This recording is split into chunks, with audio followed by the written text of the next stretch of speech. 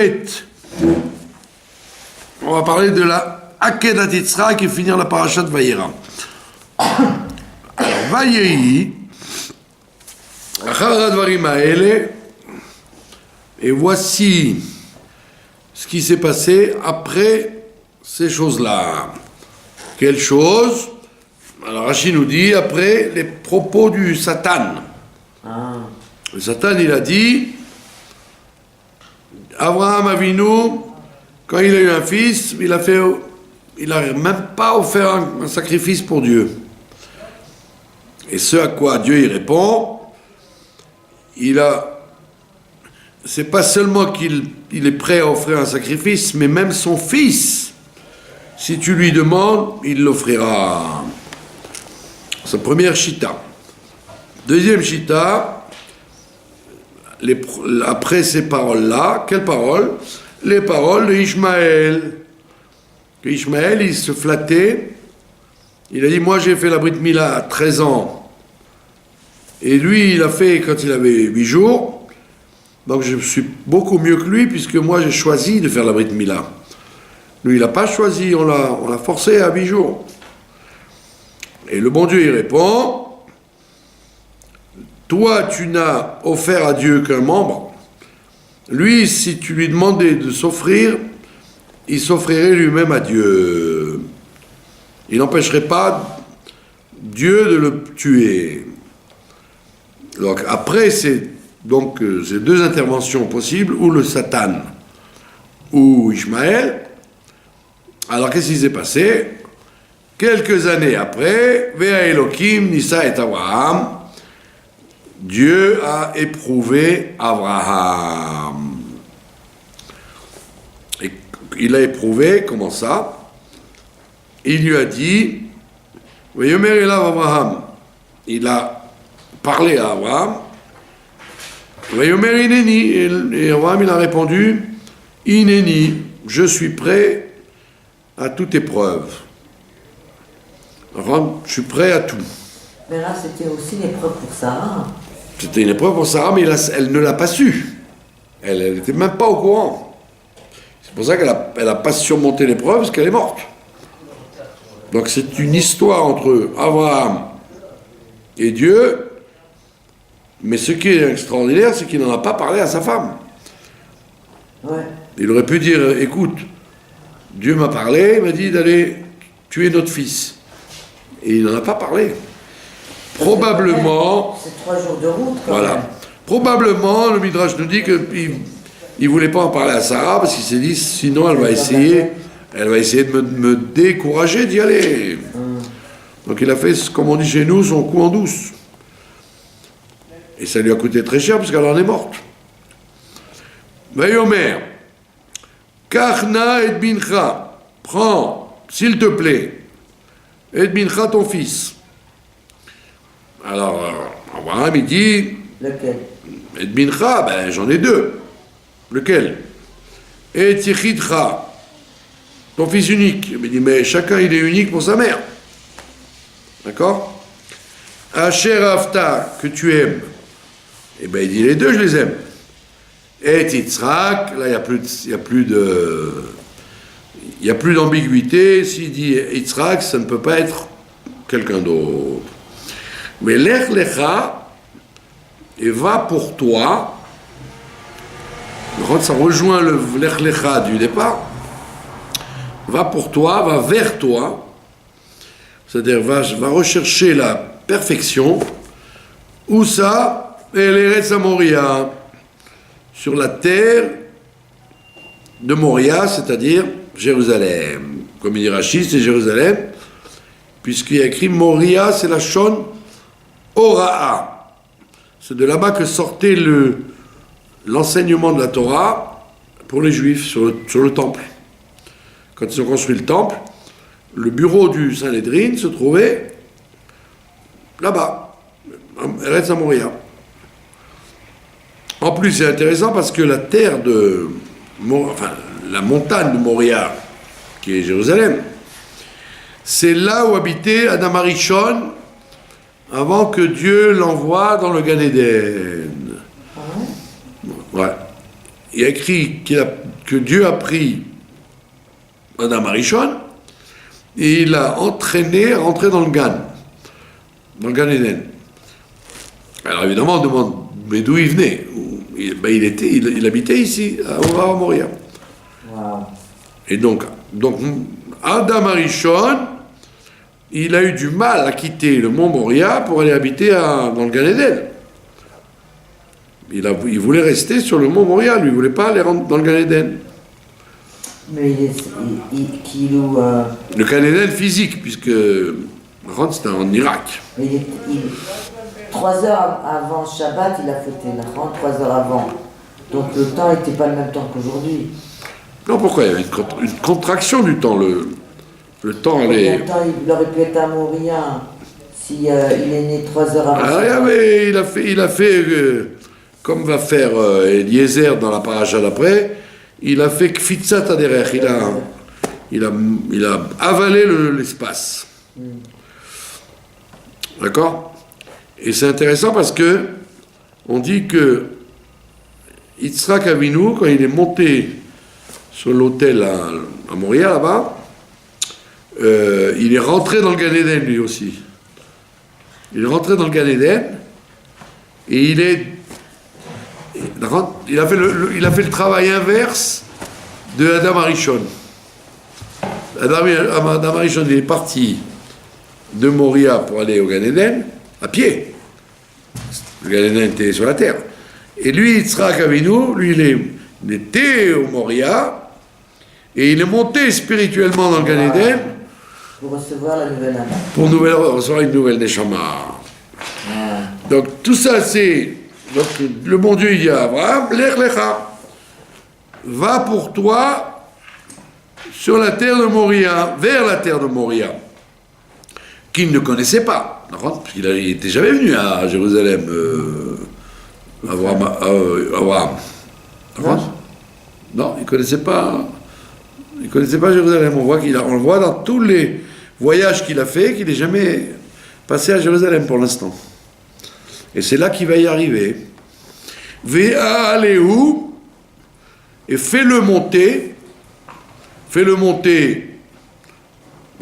Alors, on peut comprendre, soit fais-le monter, comme on monte sur un endroit pour un sacrifice, ou alors fais-le monter dans le sens de soit qu'il devienne une hola, qui devienne un sacrifice. Donc il y avait une ambiguïté dans la tête d'Abraham. Qu'est-ce que Dieu veut? Que je le fais monter?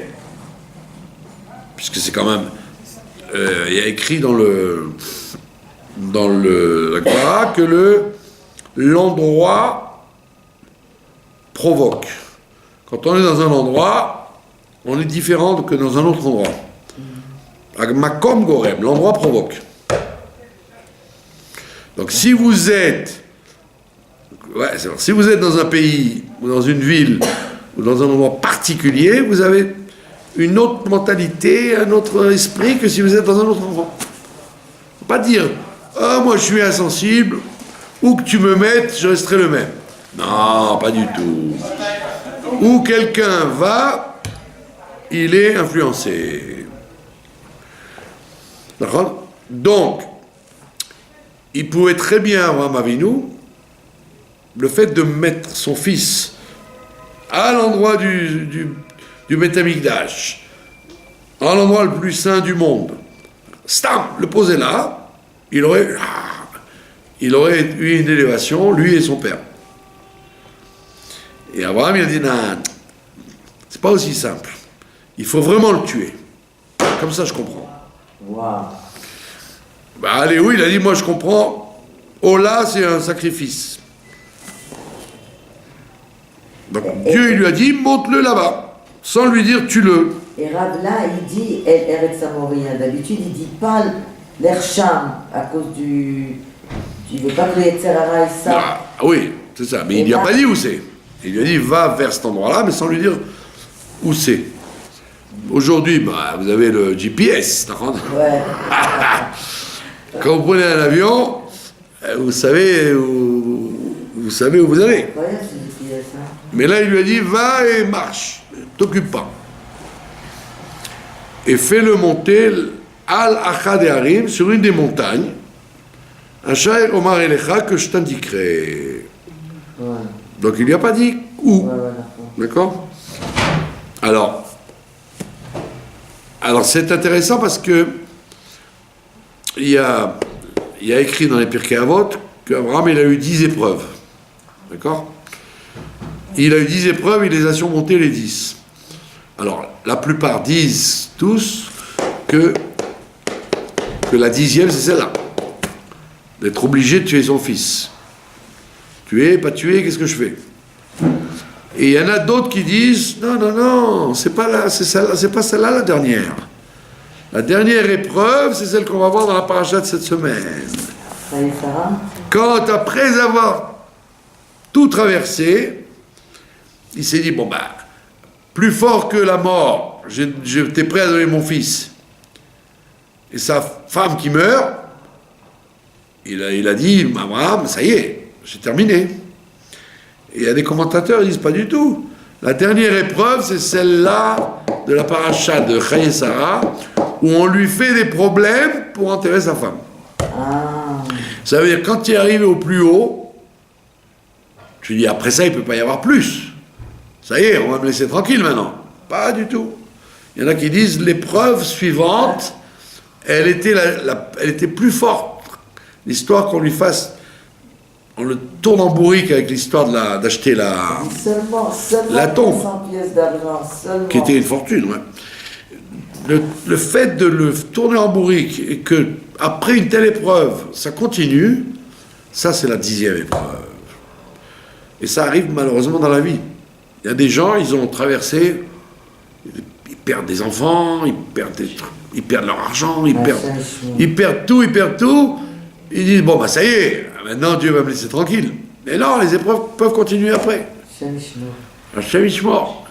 Et donc c'est pour ça qu'il y en a qui disent, ne crois pas que la 10e épreuve, c'était celle-là. La 10e, c'était de chercher une caverne pour sa femme. Alors quand vous lisez ça, vous vous dites, il n'y a pas plus que ça. C'est un peu ce qui s'est passé avec la Shoah. Quand les gens sont sortis de la Shoah, ils croyaient, bon, ça y est. Et ils se sont retrouvés dans des camps de réfugiés, vous n'avez pas de nation, vous n'êtes pas de papier, après tout ce qu'on a supporté, il faut aussi être appelé des réfugiés et devoir passer ouais, ou alors ceux qui sont arrivés ici, l'exodus et tout, quoi. Ouais. Les Anglais leur ont dit non, vous ne rentrez pas. Donc on voit bien que quelquefois, il arrive que quand quelqu'un croit qu'il est arrivé au bout de ses épreuves, il arrive quelquefois que c'est pas la fin des épreuves. C'est pour ça que le matin, quand on prie, on dit toujours, je t'en supplie, ne me fais pas avancer avec les épreuves, parce que je ne sais pas comment je réagirai. Voilà. Donc là, on en est là. Il lui dit, là, je te montrerai l'endroit où tu iras. Vayashkem Avraham Baboker. Abraham s'est réveillé, s'est levé de bon matin. Vayachavosh et Ramoro. Alors vous auriez dit, quoi, Abraham, c'est évident qu'il s'est levé de bon matin. C'était pas la jeunesse d'aujourd'hui qui peuvent se lever à midi ou à 1h de l'après-midi, la gueule enfarinée, fumer une cigarette avec un café. Lui, c'est sûr qu'il était zélé, il se levait le matin. Les gens qui sont sains d'esprit, ils se lèvent tôt. Les gens qui se lèvent tard, c'est qu'ils ont le problème. Ou ils ont mal dormi, ou ils ont traîné, ou ils savent pas quoi faire de leur vie. Non, c'est pas chou. Ma grand-mère disait le monde appartient à ceux qui se lèvent tôt. C'est tout. Non, la fortune, j'attends toujours. La fortune arrive à ceux qui se lèvent tôt. Alors, ça veut dire que les gens en bonne santé mentale, en général, ils se lèvent tôt. Celui qui se lève tard, c'est qu'il a un mal-être. Un dérèglement. Donc, biologique, ça peut être. Donc on demande pourquoi il y a écrit qu'Abraham s'est levé de bon matin. Ouais. C'est évident qu'il s'est levé très tôt. Alors, la réponse, c'est justement parce qu'il aurait pu prenant conscience de ce qu'il allait faire, dire, oh là là, je veux rester quand même quelques heures avec mon fils. Traîner, il aurait pu traîner. Ne pas affronter l'épreuve tout de suite. Il a dormi et tout. Il a dormi sûrement, mais en tous les cas, il s'est réveillé tôt. Donc ça veut dire qu'il n'a pas eu peur d'aller surmonter l'épreuve de bon matin. Il aurait pu traîner pour gagner du temps. Mais c'est impensable, Rav, cette Emouna, Shlema, D'avoir un Avinu. dans le sens, tu ne te poses même pas une question. Ben vous dites c'est impensable, mais en C'est réalité, pas humain. de là on apprend que tous les juifs, ils ont la force de surmonter toutes les épreuves grâce à ça. Parce qu'il a enraciné jusqu'à la fin des temps cette faculté de vivre dans l'absurde, même. Ouais. D'être capable de vivre dans l'absurde. Ouais. C'est quoi? Quand il y a pas de- L'absurde, c'est quoi? C'est, je te promets ça et ça et ça et ça, je ne te donne rien et tu continues à me faire confiance. Pas de logique. Mais ça, on le tient d'Abraham Avinu, cette capacité de faire ça. Quelle force. Donc il s'est réveillé, il s'est levé de bon matin, Vayachavosh et Ramoro, il a lui-même scellé son âne, comme c'était un homme très riche. Donc il avait des serviteurs, il avait du personnel, il aurait pu demander à ce qu'on lui scelle son âne. Pas du tout, il a fait lui-même.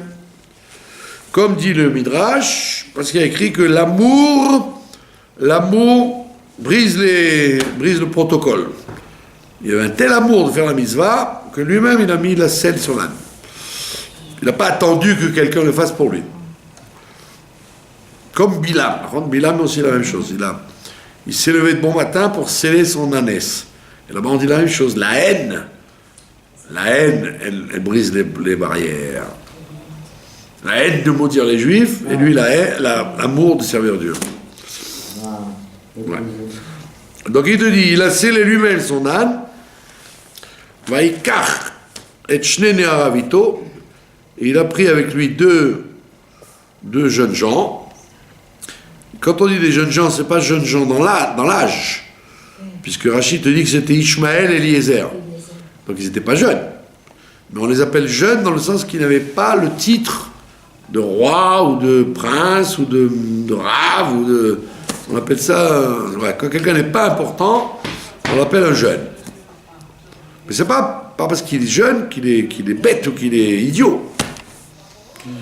Il y en a beaucoup, par exemple, qui se moquent du Rabbi Nachman de Breslev. Pourquoi? Parce qu'ils disent qu'il était très jeune. Il est mort jeune. Donc, le Admour Hazaken, c'est le seul qui l'ait défendu contre les attaques de tous les Admourim de l'époque. Tout le monde voulait sa peau. Il y avait des mitnagdim contre lui. Presque toute la chassidoute était contre lui. Et surtout le fameux grand-père de Shpoleh, une très grande figure du chassidisme, elle était contre lui à fond. Mais il était l'arrière-petit-fils du Baal Shem Tov, c'est-à-dire l'indirect, bah oui. ou spirituel. Non, matériel. Et donc, Bekitsour, il y a des gens qui disent, bah voyez, l'Admorazaken, vous dites qu'il a défendu. Alors, on a retrouvé les lettres que l'Admorazaken il a écrites pour le défendre, et il dit, ce Bachour, c'est-à-dire ce jeune homme, tout ce qu'il dit est vrai. Il atteste que tout ce qu'il a écrit, tout ce qu'il raconte, c'est vrai. Il n'y a pas d'erreur dans la tradition, quoi. Alors les gens disent, voilà, tu vois, il traite le Rabbi Nachman de jeune homme. Ils ne comprennent pas que Bachour, ça ne veut pas dire, c'est pas un truc insultant. Bachour, ça veut dire le jeune. Mais le jeune, oui, mais c'est pas parce qu'il est jeune qu'il dira n'importe quoi. Vous voyez, comme on dit Nahar. Yoshua, on l'appelle Nahar alors qu'il était très vieux. Et pourtant on l'appelle le jeune homme serviteur de Moshe. Ben, il était tellement jeune homme qu'il l'a remplacé. Donc on voit bien que c'est pas parce qu'il est jeune qu'il ne vaut rien. D'accord? Donc il a pris avec lui 2 jeunes, Ishmaël et Eliezer. Alors Rachid explique pourquoi, parce qu'il dit quand un grand personnage marche, il a besoin d'être accompagné de 2 personnes, de peur que s'il a besoin d'aller aux toilettes, par exemple, un d'entre eux, eh ben, il y en a toujours un qui soit avec lui, pas qu'il se retrouve tout seul dans la campagne. Donc c'est pour ça qu'il a pris 2 jeunes. Sinon, il serait parti seul avec son fils. Vet Yitzhak Beno, il a pris son fils Yitzhak. Et alors, c'est amusant parce que Yitzhak Beno, il a quand même 37 ans. Ouais. Et tu as l'impression, même dans la paracha qui suit, dans Chaye Sarah, on dirait un enfant, comment dire, un enfant inadapté. Et on le traite comme un débile. Il prend son fils avec lui, après il prend son Eliezer, il va me chercher une femme pour lui, bah attends, mais il peut pas bouger, il n'a pas d'indépendance, ce garçon-là, 37 ans. Ouais. Il est encore chez maman, chez papa-maman, alors qu'il aurait dû vivre sa vie. Et là, dans la paracha de cette semaine, c'est encore pire. 37 ans, pas marié, il faut que son père s'en occupe. Alors, mais depuis le temps, tu t'es pas occupé de ta vie, acheter une maison, construire ta vie. C'est tard avant quand même. Mais ça tient pas la route. Tu es chez papa-maman, tu n'as rien à faire chez papa-maman, Yitzhak. Donc en vérité, Yitzhak, c'est un personnage très très solitaire. C'est solitaire à tel point qu'il a l'air d'être manipulé, quoi. Bon, on verra ça plus tard. Pour l'instant, il est avec son fils. Vayevaka Atseola, et il a fendu le bois pour le sacrifice. Vayakom, il s'est levé. Vayakom, ça veut dire il a pris la route. Vayelech, il est parti. Et la makom, asher amarlo Elokim, il est parti vers l'endroit que Dieu lui a indiqué. Et Ishmael était content, Ishmael? Mais il ne savait pas ce qu'il faisait, hein. Il suivait. Il ne savait pas du tout de quoi il retournait. D'accord? C'était le silence total. Mystère de Dieu. Oui, parce que sinon il aurait été content. Il aurait dit, tiens, il va tuer son fils, donc je reste à moi l'héritage. On voit qu'il était au courant de rien, ni lui ni Eliezer. Bayom Ashlishi, au bout de 3 jours de marche, d'accord? Donc il a marché au radar, quoi. Il marchait, tant qu'il n'avait pas de contre-indication que le chemin n'est pas bon, il disait bon, c'est bon. Ouais. 3e jour, Vaïssa Avraham et Tenav, Avraham a levé ses yeux, Vayar et Amakom Merachok, et il a vu l'endroit. Alors Rachid te dit comment il a vu l'endroit? Parce qu'il a vu une nuée qui montait sur la montagne, il a dit ça doit être là. Il a vu une colonne de fumée. Ça devait être particulier quand même. Hein. Ah ouais, une colonne de fumée au-dessus de la montagne. Évidemment, il n'y avait rien, il n'y avait personne qui habitait, c'était le désert. Yomer Abraham El Ne'arav, à ce moment-là, Abraham il a dit aux 2 jeunes gens, Shvu lachem po imachamor, restez vous pour vous avec l'âne, Vani ve'anahar, et moi et le jeune homme, c'est-à-dire mon fils, Nelcha atko, on va marcher jusque là-bas, Venishtachave, on va se prosterner, Venashuva alechem, et on va revenir vers vous. D'accord? Alors évidemment, il y a le Midrash, il dit, qu'est-ce que ça veut dire rester là avec l'âne? Vous restez avec l'âne, et moi et mon fils, on va monter. Alors il dit, parce que c'est ça la différence entre le Ham Israël et les nations. Les nations, elles sont liées avec la matière. Chamor, ça veut dire chomer. Donc les nations, elles ne peuvent pas se déconnecter de la matière. Donc vous restez avec la matière, et nous on s'élève, mon fils et moi. Wow. Et on voit bien qu'ils n'ont pas dit non, on vient avec toi. Ils ont dit oui, c'est vrai. Et on voit bien que les nations, toutes les nations du monde, elles sont profondément liées avec la matière. Sans matière, ils font rien. D'accord? Alors vous aurez dit, bah alors les juifs alors, ils sont pas matérialistes. Oui, ils peuvent être des grands matérialistes, plus que les goïms encore, mais les juifs, il a la capacité d'élever cette matière. C'est différent. Différent d'avoir une confrontation avec une chose, donc soit tu l'élèves, soit elle t'emporte l'argent, d'accord? Ou tu deviens maître de l'argent, tu joues avec l'argent, ou c'est l'argent qui joue avec toi, quoi. Wow. Qui te domine, qui te... Enfin, donc on voit bien que la matière, elle est présente chez tout le monde, mais les goïms, ils sont incapables d'élever la matière. C'est pour ça qu'un goï, par exemple, même s'il fait une bracha, tu lui donnes un gâteau, tu lui fais maisonnote, monsieur Dupont, ben il n'arrive pas à enlever l'étincelle divine qu'il y a dans le gâteau. Wow. C'est pas son rôle, il peut pas faire ça. Ouais, c'est pas son rôle. Alors qu'un juif, soit il peut être pire que monsieur Dupont, le manger comme un cochon, le gâteau, ou alors, par les brachot qu'il va faire, élever le gâteau. Et donc, ça on voit ici. Restez-vous ici avec la matière, et moi et le garçon, on va monter. Et on reviendra vers vous. Alors évidemment, Rachi saute sur la formule. Il dit, qu'est-ce que ça veut dire, on reviendra avec vous? Tu mens, puisque tu vas le tuer. Donc ne dis pas, nous reviendrons.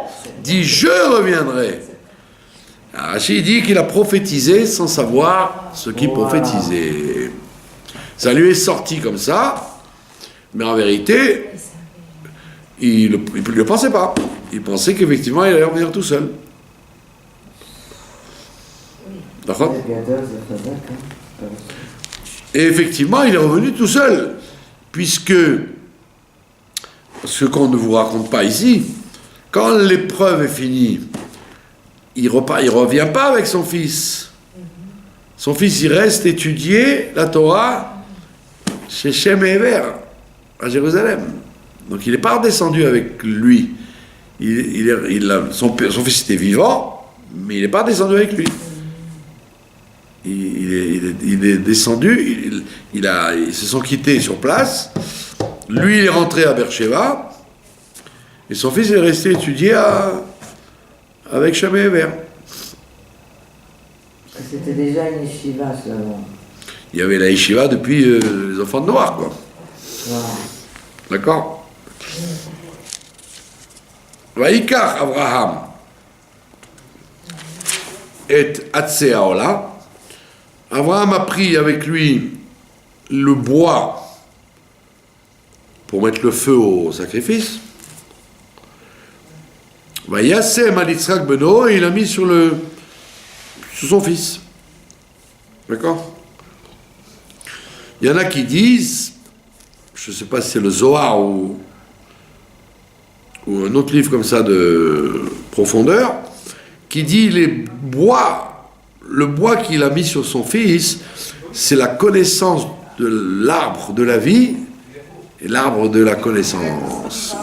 L'arbre de Adam Arishon. Etz, Atse Haola, c'est quoi? Atse, c'est au pluriel.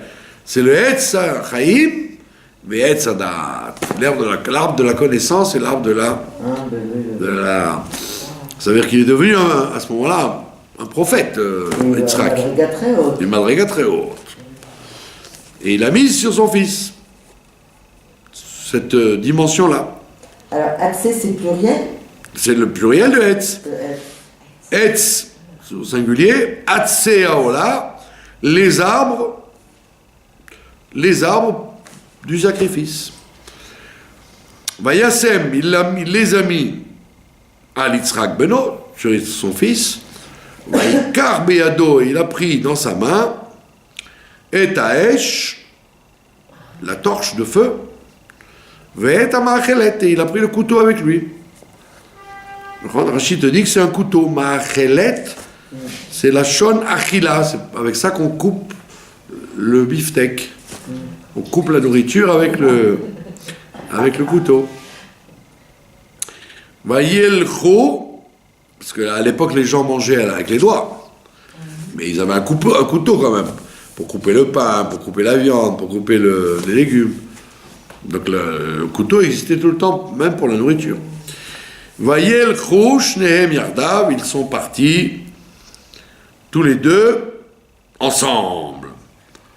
Alors Rashi évidemment il dit que ça veut dire qu'ils sont partis tous les deux ensemble. S'ils sont tous les deux, ils sont ensemble.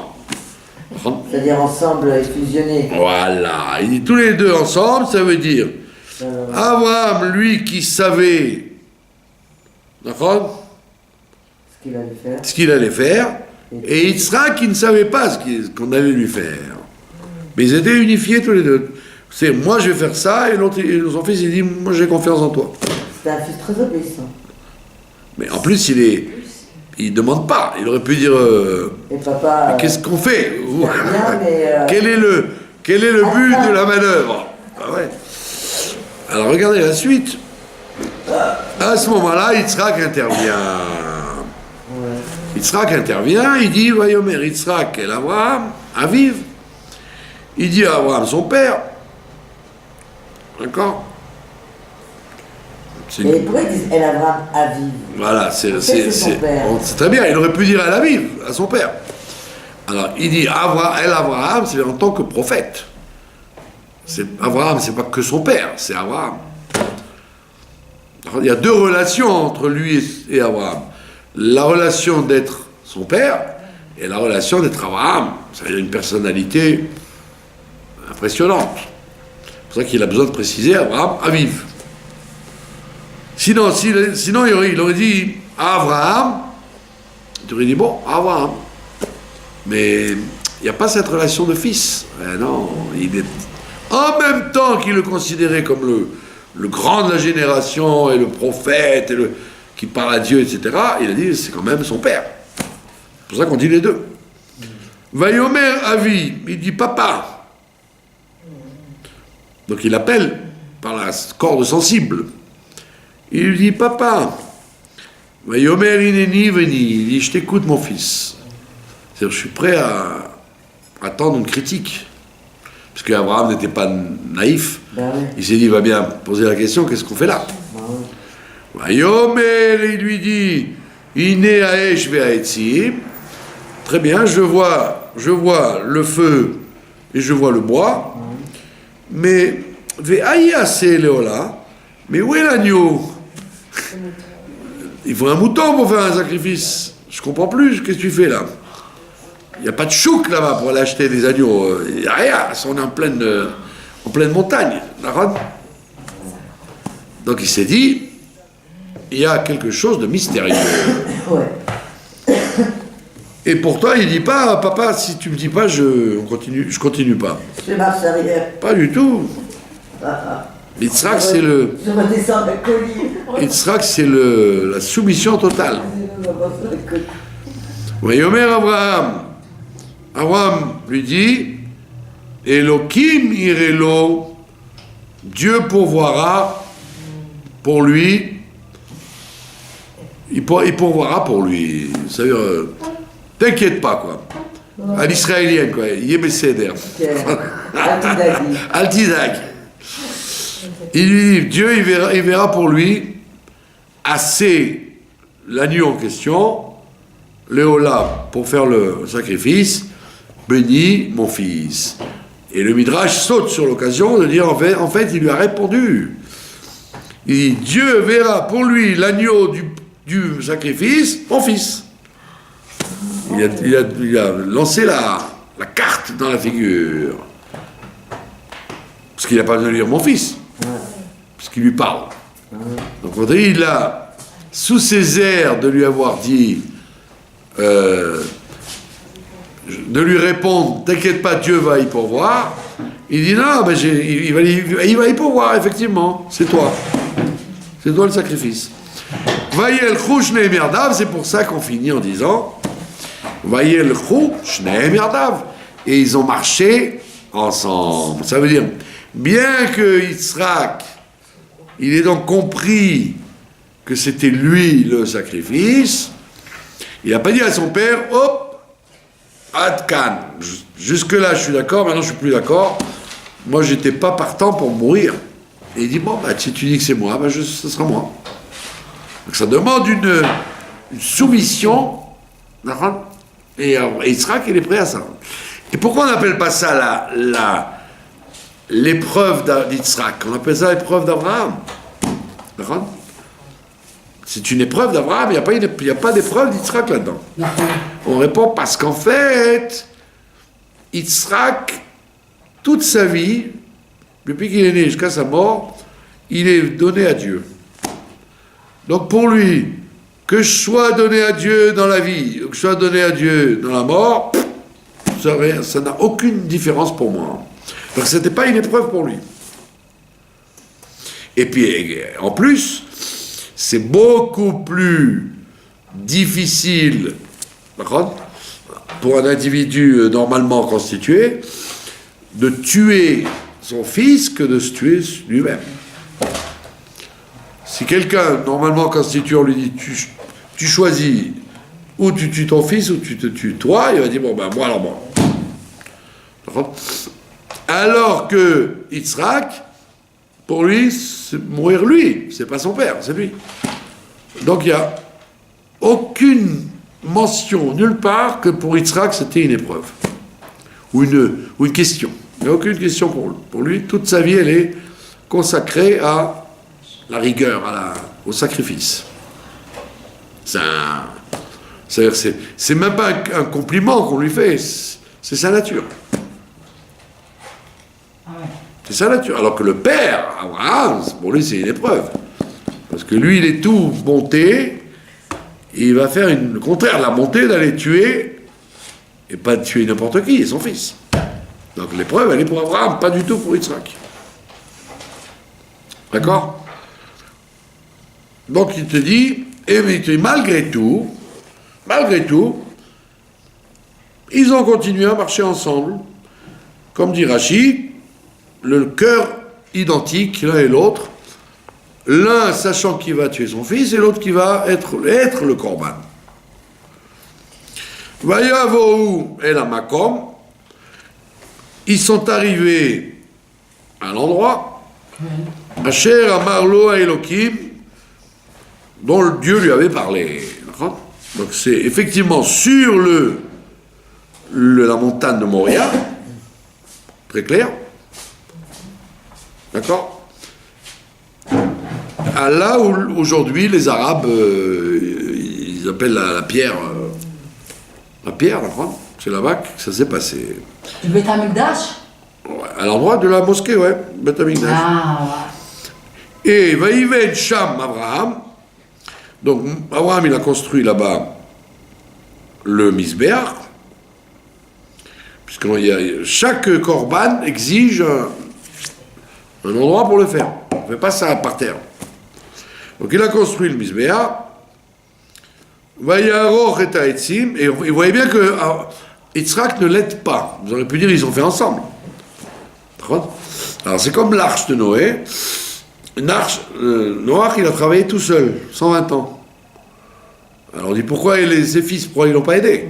C'était lourd, c'était des poutres énormes et un travail de fabrication d'un bateau, c'est pas facile pour un vieil homme. Non, parce que quand le prophète il demande à quelqu'un, il ne demande pas à un autre. Il n'a pas dit aux deux, il a dit qu'à lui. Donc quand on te dit à toi de faire une mitzvah, tu ne peux pas partager avec quelqu'un d'autre qui n'a pas la mitzvah. C'est interdit. C'est pas que ça se fait pas. C'est rigoureusement interdit. Lui, Yitzhak, il n'avait aucune mitzvah là-dedans, c'est qu'Abraham. Donc son fils le regarde, et il n'y a que le père qui travaille. Donc il a fabriqué l'autel, Misbéach. Vayaroch et haetzim. Et comme au Beth Amikdash, il a installé le bois pour mettre le feu. Et à ce moment-là, Vayakod et Yitzhak beno, il a attaché son fils. Qu'est-ce que ça veut dire? Vayakod, c'est la shon. Akeda, ça veut dire comme un saucisson. Ça veut dire pas attaché n'importe comment. Comme quand on fait une roulade d'agneau. Ouais, alors une roulade d'agneau, on attache d'une façon précise, en espace. Donc il n'a pas attaché simplement les jambes et les pieds, il a attaché en saucisson. Donc il ne pouvait pas bouger. Yasem Oto à la Misbéach, et il a mis son fils sur le Misbéach, Mima Laetzim, au-dessus du bois. Évidemment, avant de mettre le feu, bien sûr, il n'y avait pas le feu encore. Il n'a pas mis le feu. Donc le fils vivant, en saucisson sur le bois. Et il avait 37 ans, donc il c'était pas un petit bébé, quoi. C'était un grand monsieur. Pousse les jambes un petit peu. Pardon?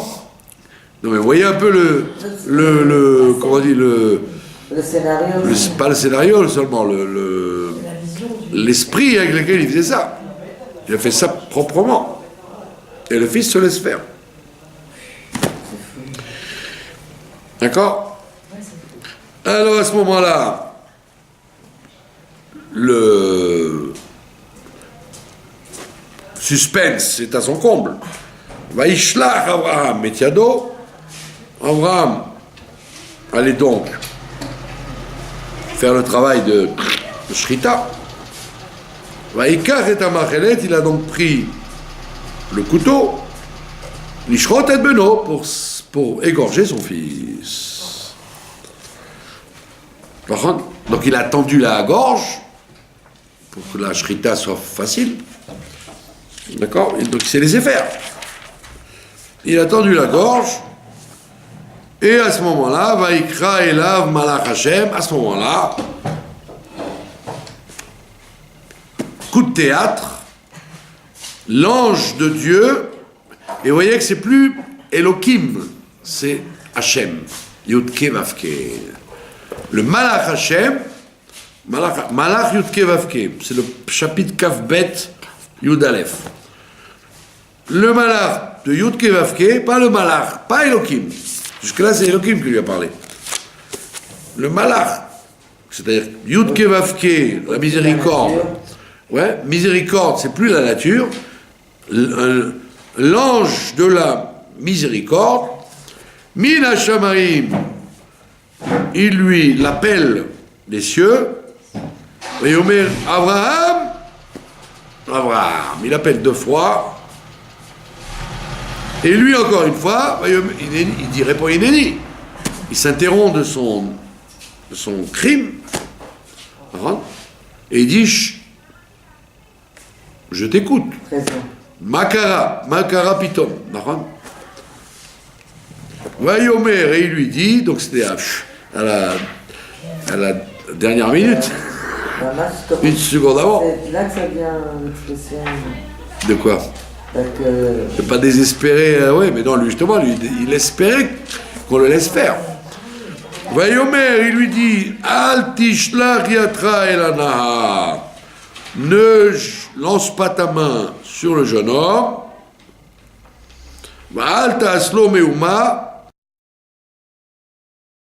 Et ne lui fais rien. Meuma, ça veut dire rien, même une égratignure. Donc c'est une grande question, parce que lui, en quelque sorte, il reste sur sa faim. Il ne voulait pas passer pour un retourneur de veste. À dernière minute, ouf, on m'a sauvé à la 90e minute, on m'a sauvé de la catastrophe. Il n'était pas content, il a dit, ça va pas ça. Peut-être j'entends mal. Donc il voulait faire quelque chose quand même. et ne lui fait rien. Alors, c'est intéressant parce qu'on raconte qu'à ce moment-là, effectivement, Yitzhak est mort. Il est mort pas du couteau. Il est mort, son âme, par l'intensité de l'instant, son âme est montée au Gan Eden, comme on l'a dit tout à l'heure. Adam Arishon, lui, il était au mont Moria, et on l'a transporté au Gan Eden, et lui, il est sur le mont Moria, et il monte au Gan Eden. Et le Zohar nous dit une chose extraordinaire. Il nous dit qu'Yitzhak, il avait une neshama du côté gauche. Côté gauche, c'est-à-dire Nekeva. C'est quoi Zachar ou Nekeva? C'est pas homme et femme. C'est masculin et féminin. Ça veut dire quelqu'un, même une femme, peut être Zachar, peut être masculin. Et un homme peut être féminin. Ça n'a rien à voir avec Ish et Isha. On peut être Ish et Isha et ne pas être Zachar ou Nekeva. Alors, un Ish devrait être Zachar et une Isha devrait être Nekeva, mais c'est pas tout le temps la chose. Par contre, Nekeva, ça veut dire recevoir. Et Zachar, ouais, le Kabel. Zachar, ça veut dire donner. Donc on dit qu'à ce moment-là, et c'est la raison pour laquelle il s'était pas marié encore, parce qu'il avait une neshama de Nekeva. Il était du côté gauche. Abraham du côté droit, comme le Zachar, et lui il était Nekeva, il ne faisait que recevoir. Et donc comme il devait recevoir, il ne pouvait pas trouver sa batzoug, parce que lui il devait être Zachar pour pouvoir avoir une compagne qui soit Nekeva. Donc comme Rivka, c'est une Nekeva, elle doit être une femme, elle doit être un réceptacle. Donc réceptacle et réceptacle, ça ne marche pas ensemble. Donc à ce moment-là, il monte au Gan Eden et il fait une mort clinique en fait. Mort clinique. Et il a été chercher son âme de Zachar. Son âme d'homme. D'accord? C'était ça le but de la Hakeda? Non, il aurait pu faire sans faire la Hakeda, il aurait pu le faire. C'est ce que Dieu lui a dit. Monte-le là-bas, c'est-à-dire, il va s'élever de lui-même. Je t'ai pas dit de le tuer. Comme une Brit Mila. Comme une Brit Mila, mais là, sans couler de sang. Pas rien. Bravo. Ouais, bravo. Très belle remarque. Comme une Brit Mila, sans le sang. Ouais. Alors qu'Abraham, lui, il disait, il faut faire les choses bien, il faut mamache, un acte de rigueur. Et l'ange de la miséricorde lui dit, hop, touche pas.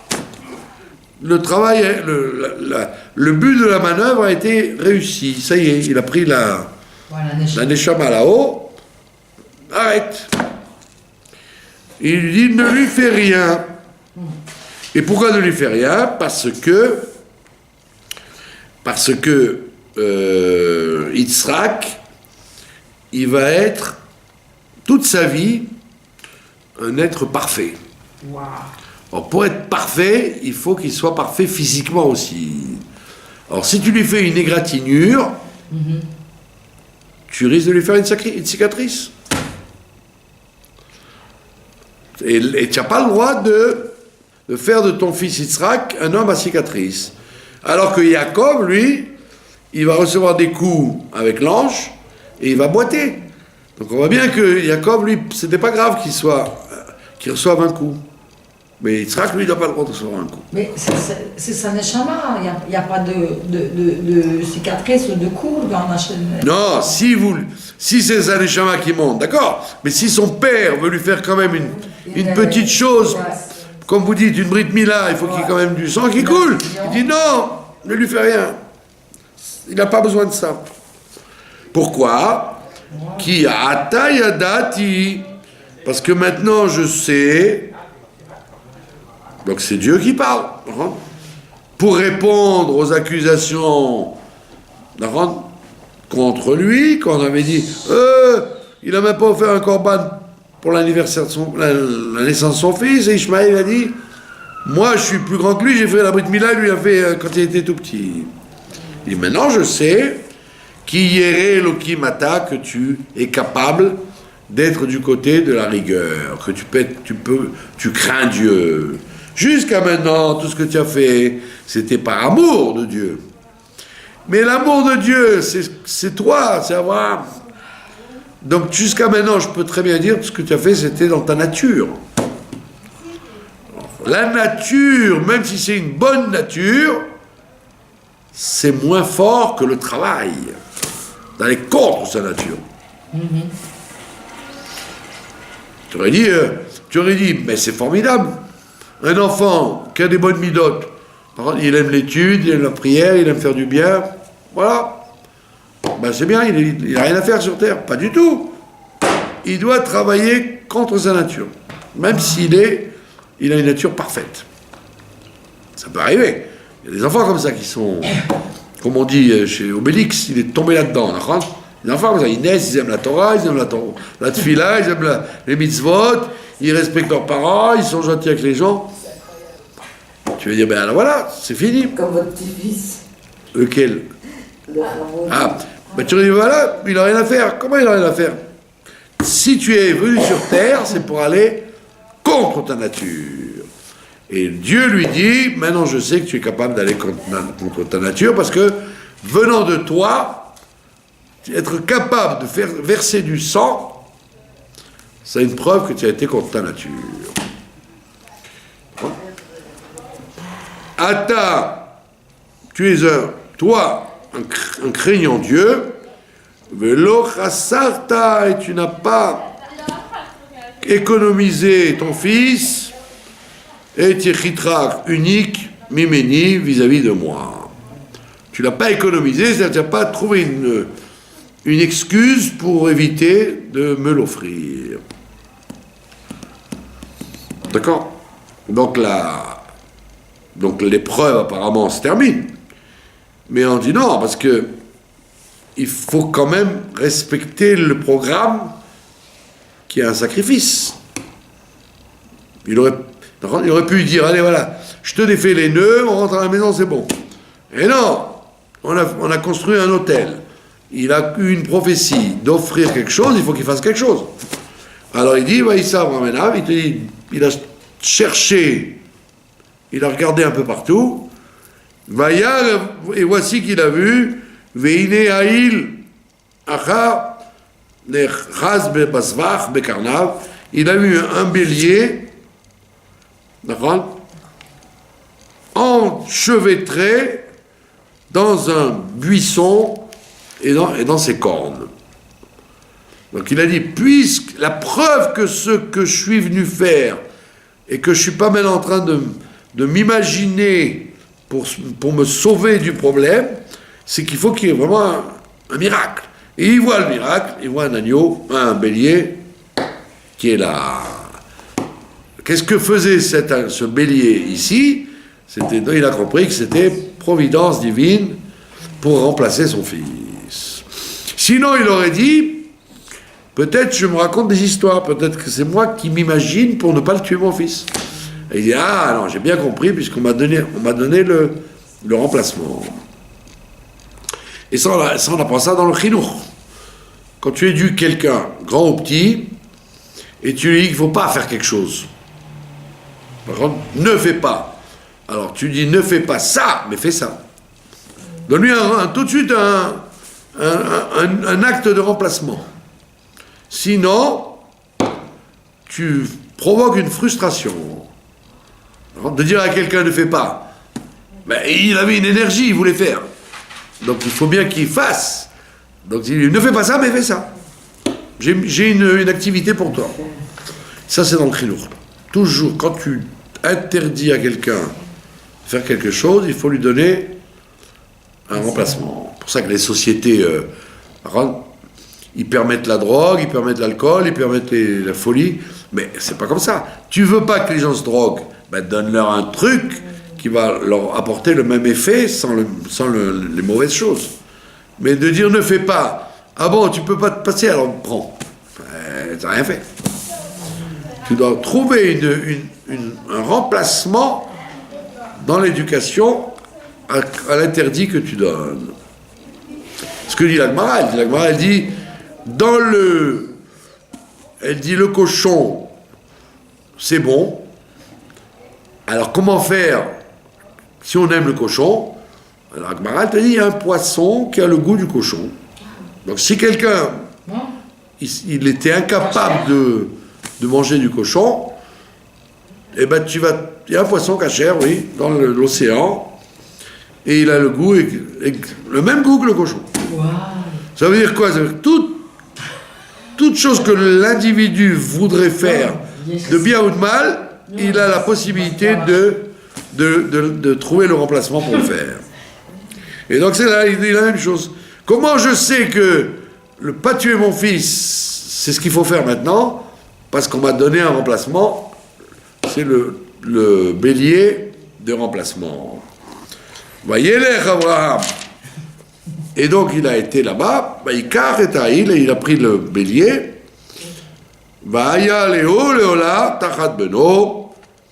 et il a offert en sacrifice à la place de son fils. Et nous en resterons là, parce que c'est dommage de bâcler un tel suspense. Après nous verrons la suite, Bezrat Hashem. Si Dieu le veut. Si Dieu le veut, Et la semaine prochaine. Intéressant, non? Je vous remercie de votre attention. Ça me fait penser, j'ai une tante.